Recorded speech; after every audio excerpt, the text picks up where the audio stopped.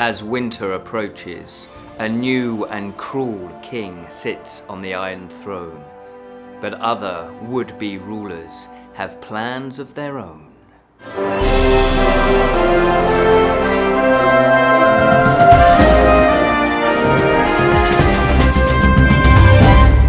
Hello and welcome to the Friday Fantasy Show from the Bottled Imp, exploring the realms of fantasy.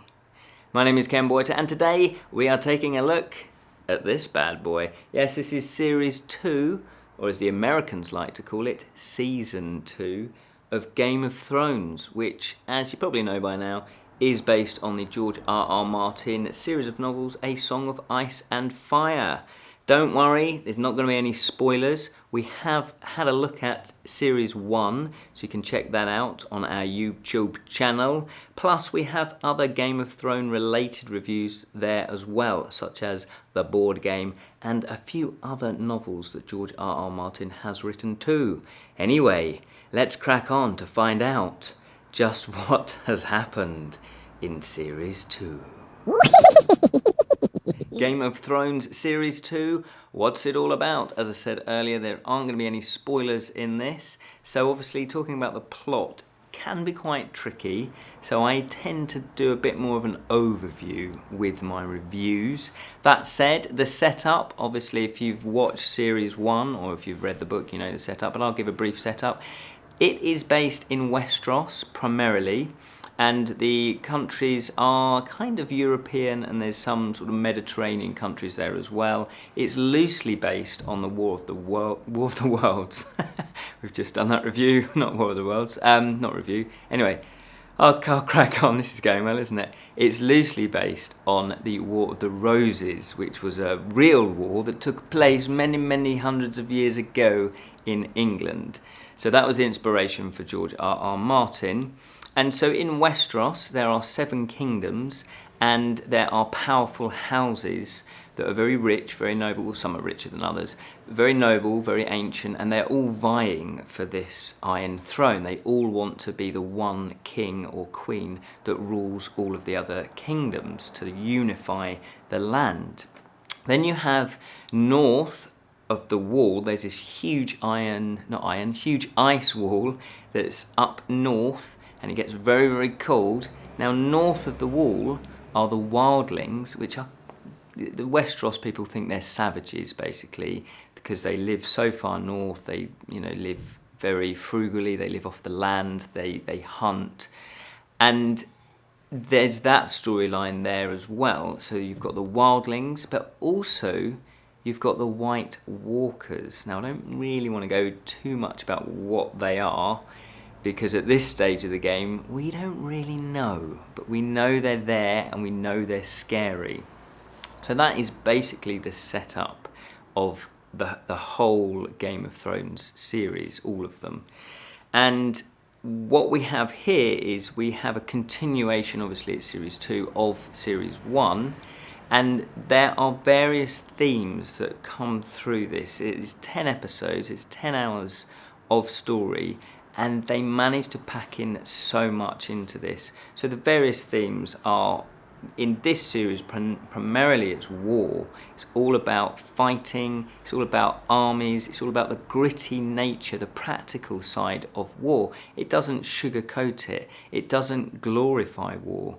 It actually shows you the horrific side of war and what it is to actually be fighting in a war, to be a leader of men who, you take them into war, and the responsibility that you have as a leader, because obviously you've got all these kings or would-be kings that are vying, because they're all starting to fight each other.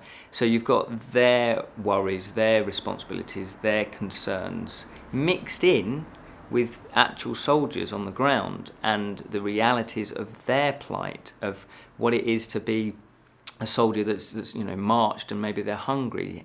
Can you get the supply of food to your army when you need to? Can you get enough armor? Can you get enough swords ready? So you have all the practical sides of war. It doesn't glorify it whatsoever, and it just shows the kind of stupid nature of war. After all, what are they fighting over? Why would you want to follow somebody And that leads into another theme, which is loyalty. So there's all this loyalty that goes on between pretty much everyone, because the way that the system is set up, that you have a lord, or the king, and they have the lords, and then you have various different hierarchies throughout the towns and villages, and everybody has to kind of be loyal to them, and it's all to do with survival. So you have the loyalty. If you're a soldier, why would you follow somebody into battle? Why would you risk your life? It could be that your own personal circumstances are that you're so destitute that you just need any money from anywhere and you'll do anything, and so loyalty isn't really one of your concerns. But there is that aspect to loyalty as well, where can you switch loyalty? So, are you a mercenary? Do you go and fight for another side if they just give you more gold? So you have that aspect as well. But then you also have the loyalty within the noble people, and their loyalties can vary and change just as much as anyone else. They can actually flip sides. And why? Again, why would you do that? Especially if it's family. Why would you go against your own family? Now, again, I don't want to give any spoilers away, but their cracks can start to appear in what would on the outside seem perfectly happy families, but underneath, behind closed doors, you've got all the tension going on, you've got all the friction going on that could divide families and ruin everything that they've been building up for generations. So there's the aspect of war and there's the aspect of loyalty. There is also influence as well, because it all kind of boils down to, well, what does the king actually represent? Has the king or queen, have they actually got the power? Or is it the people that are the council, the ones that advise the king or queen? Are they the ones really with the power?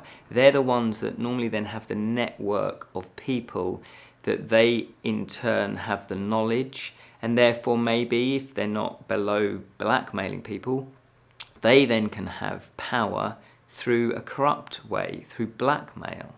So you've got that going on as well. So that brings into question corruption. Here's another theme. Again, it's all layered in. Corruption, loyalty. Are you corrupt? Do you know you're corrupt? You don't really know until you're tested, until someone actually comes to you with an offer. And then maybe they're quite persuasive as well. Maybe there's other things rather than money that's going to corrupt you. Maybe it's revenge. Maybe you've had a long, deep-seated hatred for somebody, and then somebody gives you an opportunity for you to betray them or to be corrupt. Would you take it? So it opens up that feeling in the characters as well. And with corruption, there's power. So there's the corruption of power as well. And as I said in the intro, there's a new and cruel king. And again, I don't want to give too much away. And so what makes somebody cruel? Is it their upbringing? Are they just naturally inclined to be cruel? Can they not sympathise with people? So if you have somebody who has all power, i.e. a king or queen, and what they say goes, that filters down, that shapes the way that the actual country is run, and the way that people start thinking, and they start to think that cruelty is fine. And why would you want to be cruel to somebody? And there is one scene in particular that I'm thinking of that's really horrific. And it's a very clever scene because it shows the power, it shows the corruption, it shows the hatred for somebody else. And so it really does bring to the fore if you were in that position, if you had power, would you be corrupted? Would you be loyal to people? And would you ultimately, if you do start going down the corrupted way, would you be cruel? So it really does ask a lot of questions of a lot of characters, actually. There's the honour theme as well. Some characters do actually have honour. And then you ask yourself, well, is that always the right quality to live your life through? Should you, no matter what, stick to being honourable? But then sometimes life isn't so easy. It doesn't always give you that clear-cut option of choosing the right path. Sometimes you might be in a situation where there's a lesser of two evils that you have to take, and you therefore have to forego your honourable intentions and your honourable code. And also entitlement. There's a strong element of entitlement. These noble houses, they just have this belief, this deep-seated belief that they are entitled to rule the land and that they are better than other people. Now, where do they get this from? for me, that's just a crazy way of thinking.